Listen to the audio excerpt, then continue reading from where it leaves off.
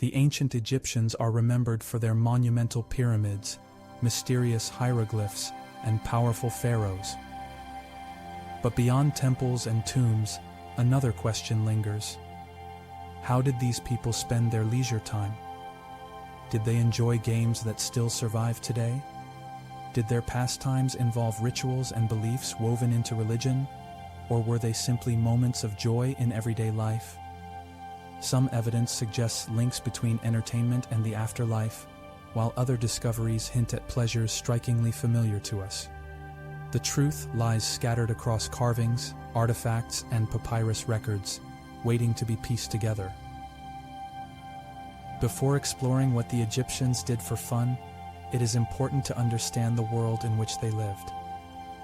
Ancient Egypt flourished along the Nile River for thousands of years, from roughly 3100 BC until its conquest by Alexander the Great in the 4th century BC.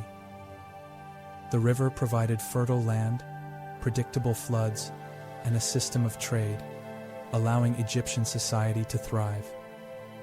While much of life revolved around agriculture, religion, and monumental construction, ordinary people, from farmers to nobles, also found ways to enjoy themselves. Across these centuries, leisure became a reflection of status, tradition, and human creativity. One of the most distinctive forms of Egyptian entertainment was board gaming. The most famous was a game called Senet, whose name meant passing. Archaeologists have uncovered Senet boards in the tombs of both pharaohs and commoners, suggesting its wide popularity. The game consisted of 30 squares arranged in 3 rows of 10, with pieces moved according to throws of sticks or knuckle bones, functioning like dice. The exact rules remain uncertain, but scholars believe it combined both skill and chance. Some evidence indicates Senet took on religious meaning, symbolizing the soul's journey through the afterlife. Another popular game, known as Mehen, was played on a coiled snake-shaped board, reflecting protective deities. These discoveries show that the Egyptians enjoyed games for recreation, while also embedding them with spiritual and symbolic importance. Music and dance played a central role in Egyptian entertainment. Tomb art and papyrus illustrations reveal scenes of musicians performing with harps, lutes, clappers, and sistra, a kind of rattle associated with religious rituals. Singing often accompanied these instruments, and performers included both men and women. Dancing ranged from formal sequences performed at banquets to lively acrobatics and spontaneous movements at celebrations. Historians believe music was enjoyed not only in sacred ceremonies, but also at festivals, family gatherings, and social events.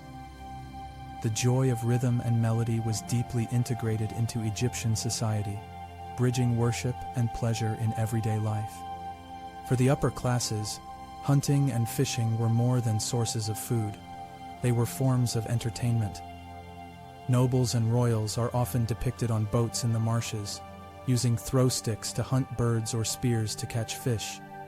These activities were portrayed in tomb paintings, which historians interpret as reflections of both real-life leisure and symbolic dominance over nature.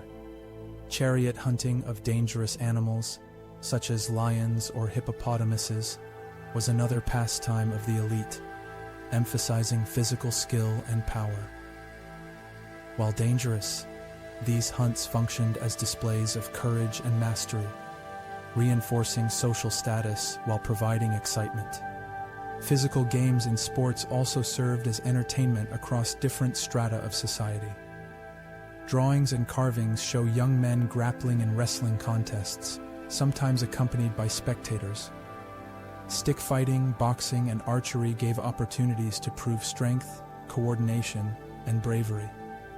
Rowing races along the Nile may have combined athleticism with spectacle, especially during festivals. While military training played a role in shaping some of these activities, there is clear evidence that they were also appreciated for enjoyment.